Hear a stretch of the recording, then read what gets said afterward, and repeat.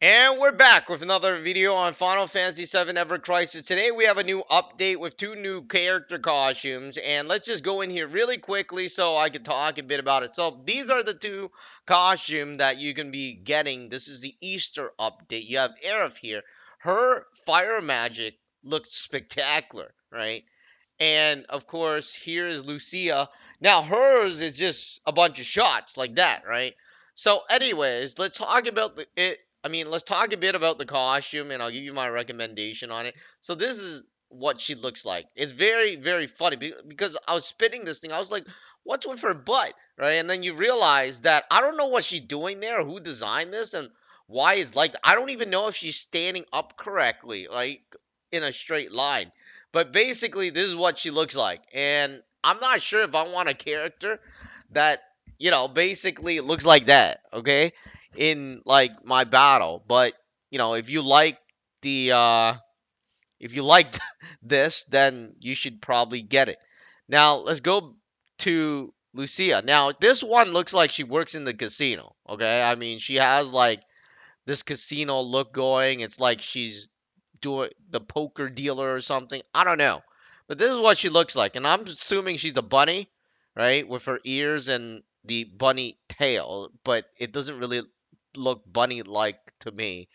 But, anyways, this is the Lucia one. And this is the weapon for Aerith. This is called the Egg Staff. It attacks all fire damage, magic fire damage attacks all. When you hit a single enemy, it's 1.3 the damage. All right, so let's go back out of here and talk about her costume. The thing is, she has a 35% increase in fire damage, which is really, really beneficial. If you don't have Cloud with the fire ability damage or anybody with the fire ability damage increase, then you probably want to have this. Now, this one also has the magic ability potency, which means that this costume is for a magic user, which means it's a fire magic user. So you have a fire character that is a magic user.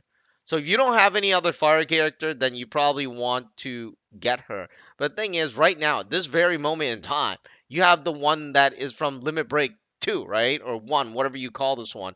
And not Cloud, Zack here also has the fire ability. So you really want to take your pick if you want her or Zack. So it's really dependent on you. I mean, some people like to use Aerith, some people like to use Zack, right? So, anyways, so she's actually okay. Now, once we go into this girl, I gotta say that her weapon, fire damage, right? Single enemy. Now, she also lowers enemies' magical defense. And that is not sort of beneficial. But you see this, both of Aerith and her weapon, it just maxes out at around 46 points for the top version and 39 for the bottom version.